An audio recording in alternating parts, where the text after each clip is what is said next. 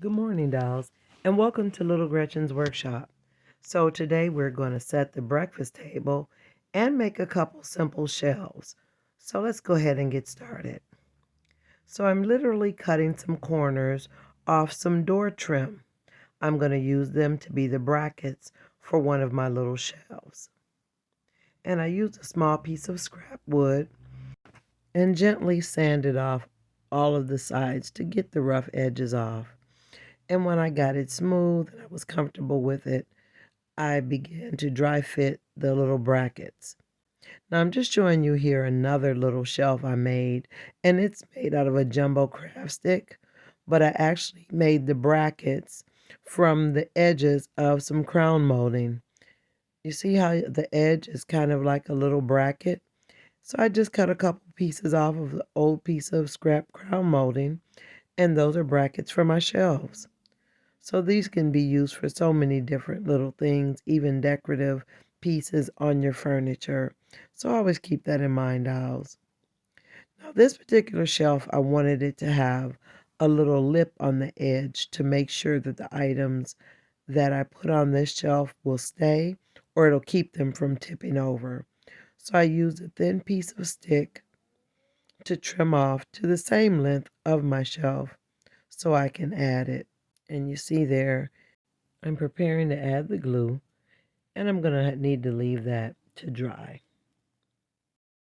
So while I'm waiting for the shelf to dry, I needed a couple more hooks to hang pots and things on. So I used another stir stick and decided to make one of the utensil holders. Now I used the same concept that I used for making my pot rack. And if you haven't seen that video, definitely check it out in my playlist for a more detailed explanation. So now the small shelf that I made is dry. Now, dolls, although these little shelves would not necessarily be considered furniture, but things like this are absolutely essential to decorating your dollhouse and adding detail. So don't neglect to make these little small details to enhance the overall look and realism of your piece. Now I'm just sanding this piece off a little bit to prep it for the finishing I decide on. Now, although both of my little shelves are ready to be painted or stained, I need to consider what I'm going to actually put on them. I have a couple ideas. And I'm looking at the shape of my shelves. One is wider and one is more narrow, so I definitely have to take that into consideration as I choose. Now, items on the jumbo craft stick can definitely be larger, but I also have to consider the utensils rack. So here I am, dolls, playing with some teapots and some kettles. And you know I have to play because that's where my ideas come from. And I did come to the conclusion that I did not want to stain the shelves. I'm going to paint them the same color as the beadboard. So I got me a new clean brush, and I decided that I wanted the shelves to have multiple layers of the paint to give it the impression that they had been painted over and over again over the years. And so I did several coats, and I actually allowed little Gretchen to do this portion. So I did allow her to have her creative freedom, and I didn't even mind her being a little bit messy, as long as she ensured me that she wouldn't get any of the paint on any of my little treasures. So I did not paint the utility rack. I wanted to leave it the brown color, a natural wood.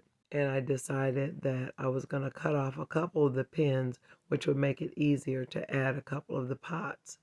So while those shelves are drying, I started to prep the table. Now this is a table that I got in a little bundle. I really liked it a lot. It was super shiny, so I sanded the top off, but I didn't sand the legs. And it has the drop leaf type design, but the leaves don't lay level. So I am going to have to adjust them and shim them to make sure they stay flat and straight because I don't want any of my treasures falling off of the table after it's set. So I used one of the coffee stir sticks as my shim to stabilize the tabletop. And after I pressed it into the area that I wanted it to be, I did a quick score with my craft knife so that I would know exactly where to cut it. And after I cut it, I shimmed it in and left it. Now, dolls, I didn't glue this shim just in case I ever wanted to swap out this table and use a different table in the kitchen. I didn't want it to be set. So again, I did not glue this, dolls. I just shimmed it so it would stay in the shape that I wanted. And the table legs were a little bit shiny, but I thought it would look nice with the type of table that I'm going to do. So here I am, dolls, showing you the fabric that I've chosen for my tablecloth.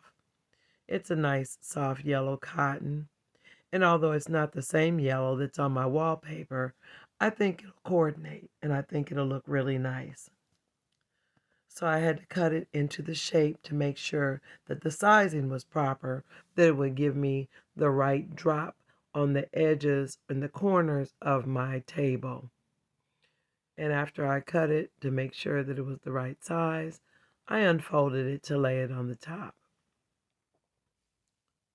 Now in this instance, dolls, I'm definitely going to have to shape the tablecloth to give it the draped effect, but I'm going to do it a little bit differently than I've done it in some previous videos. But before I start, I'm going to fray check the edges of the tablecloth to ensure that they don't shred.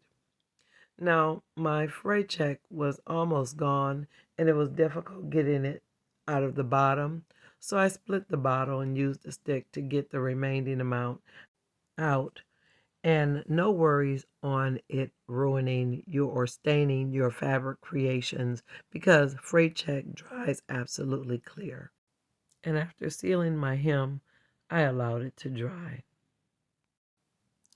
Now, dolls, here I am with my water solution. And there's more than one way to do this, but I generally do it like a cup of water or half a cup of water to 3 or 4 globs of glue. That's tacky glue, any type of white glue.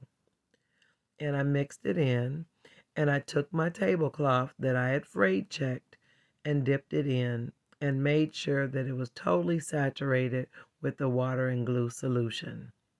Now here's my table that I had already wiped clean to make sure it wasn't dusty. And I actually covered it with a piece of aluminum foil to protect the tabletop from the water and glue solution. And here is my wet tablecloth, and I'm just laying it on top of the aluminum foil and shaping it gently. Now, dolls, you know because of the glue, this is going to dry firm and harder, and depending on how much glue you use, the firmer and harder it will be. Now, in order to give my corners the draped shape that I want them to have, I'm using tiny clothespins. They come in really, really handy. I actually found them at a craft store, and they're the perfect size for working with miniatures. So I use them to pinch the corners to give it the drape shape that I'm trying to achieve.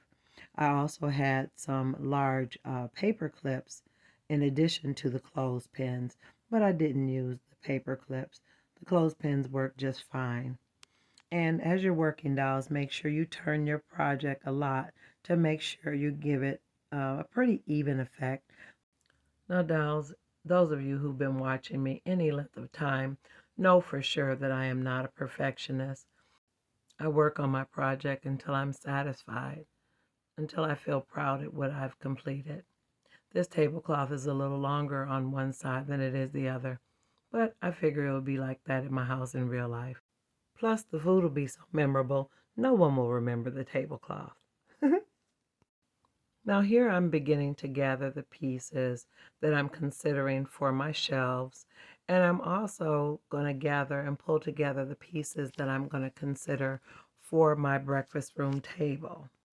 Now when you're preparing to do a setting like a table or cabinet or anything like that, dolls, you first want to gather everything that you would consider. It doesn't necessarily mean that you're going to use all those pieces, but you want to bring together everything that you would consider because sometimes you visually imagine that it'll look great, but it might not. But that's when you have to play. Bring all your things together and begin to play. And as you play, your imagination will guide you on what looks the best. Now, dolls, this is edited video, so it took me a lot longer to do this than what you see here. Take your time and have fun.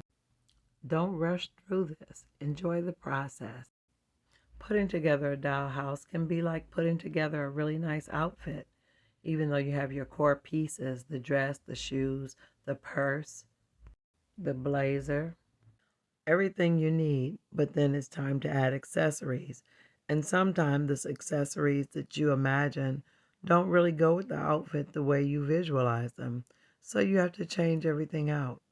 So you'll bring together everything that you like, and then you try and see which ones look the best. And the ones that don't, you set them aside for another time. I'm having so much fun right now. Here's a tiny cake I made last year. I'm going to have to do a video to show you dolls how to do that. Now here's a copper pot that I had that I really like, but I want to make it a little bit more used and aged and even burned. So I'm just using my acrylic black paint just to add a little bit more darkness to the bottom of the pan to make it look more aged. And I think that looks great. That'll look really good on that utility rack. And I do have a couple more pots that I want to age as well, because brand new shiny pots won't look very real in an old rooming house. Now, dolls, I have two of these little pots, and they have hooks on the handles like the ladles in my pot rack video. If you dolls haven't seen that video, definitely check it out in my playlist. Now I'm not going to need to consider how will I hang these pots up because the other rack is full. My wheels are turning, but first let me complete this project. In the midst of my play dolls, I realized I had 2 cups of coffee that I had never sealed with resin. Again, dolls, this is a very small project, but it is very important because a breakfast table would be absolutely useless without a couple hot cups of coffee. Breakfast is not breakfast without coffee. Here I'm just glancing over my items to consider all of my options.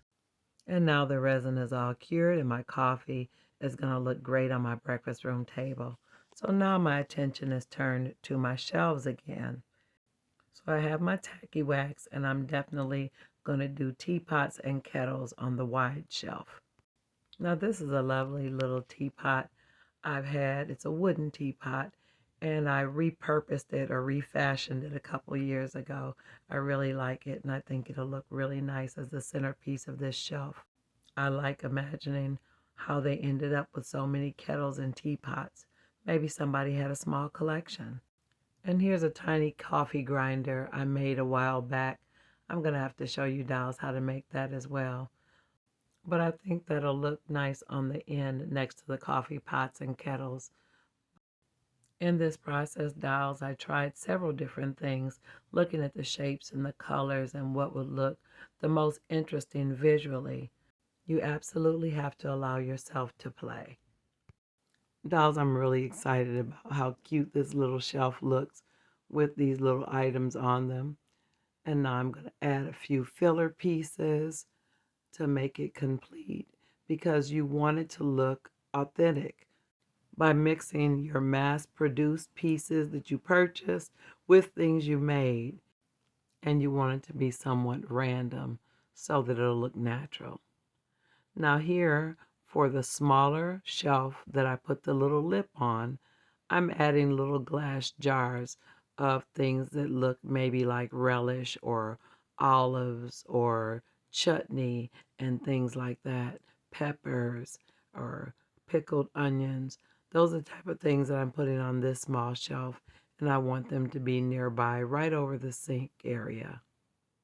I think they look really cute, and I'm trying to vary the different tones in the jars and the colors of the contents.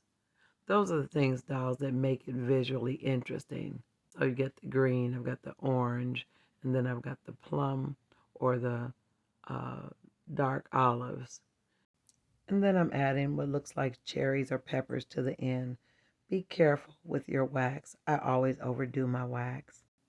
All the little variations and differences make things really interesting to look at. You don't want a sea of same.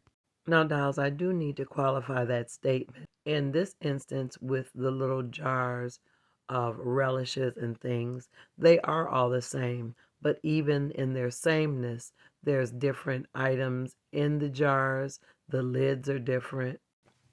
Even though these jars have similarity, it's always very satisfying to me to see a little variety. The shape is the same, the lids are different tones, the contents are different, the shapes of the contents are different. So that makes it work for me. That makes it interesting. So dolls, always do what makes you feel happy when it comes to decorating your dollhouse kitchen.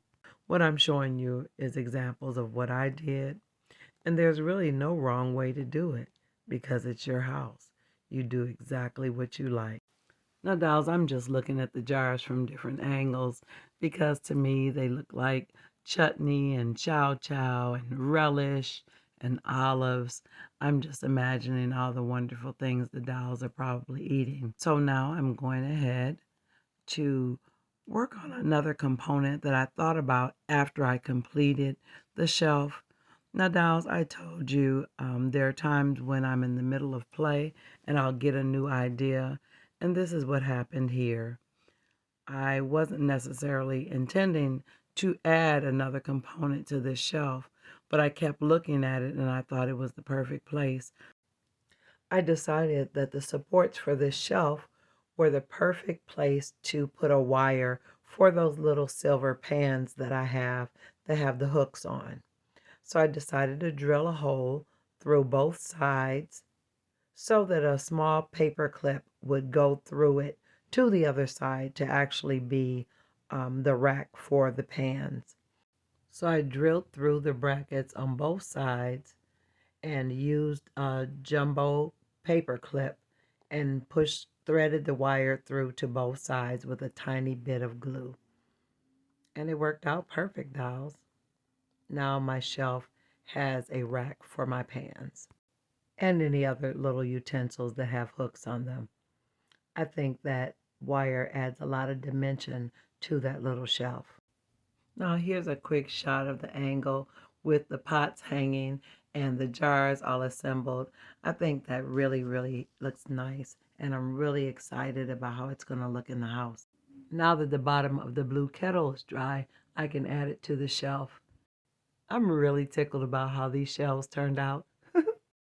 And after adding the blue tea kettle and a little can of baking powder, so there we are, dolls. 2 shelves all completed and ready for installation. So let's get to that table. So now, dolls, it's time for the moment we've all been waiting for. I know I have, because it's breakfast time and it's time to set the table. So I've literally ironed out the top of the table right on the tabletop, and I did remove the aluminum foil, dolls. And I've added wax to the pieces that I'm adding to the table to keep them in place. And piece by piece, one by one, I'm setting up my table just as if I was setting up my real life table. I have my honey in the glass jar. I have the cream and sugar containers. I have a cup of coffee. I have butter. I have eggs and ham. I'm getting my silverware out. And we don't have any donuts, but we do have some really great lemon butter pound cake. And milk if you're not lactose intolerant like me. So, dolls, this is a moment I want to encourage you to create images or moments that you want to capture forever, whether it be warm memories from your childhood or any other season or moment you want to capture forever.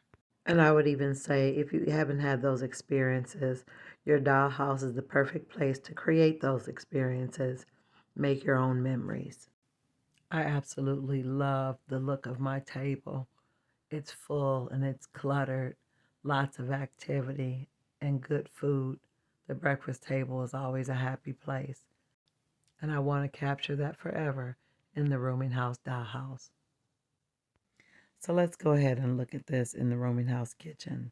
So there's my jar of chutneys and relishes with my pots hanging from the wire. And I actually made a couple little pictures for the wall. And here is my lovely breakfast room table. That looks delightful to me, dolls. It looks like breakfast is either taking place, almost done, or about to get started. Now, if you've enjoyed this video today, definitely let me know in the comments. Like, share, and subscribe. And always look for me on Mondays and Wednesdays after 7:30 p.m. Eastern Standard Time. I'm really, really pleased with this room and really, really pleased with this table. I guess now we can move on to working on the pantry. And I just want to take this moment to say thank you to all my subscribers and also to those of you who haven't subscribed but you're watching. I appreciate you as well. Make sure you stay tuned so you don't miss the next episode of Little Gretchen's Workshop. Bye bye now, dolls.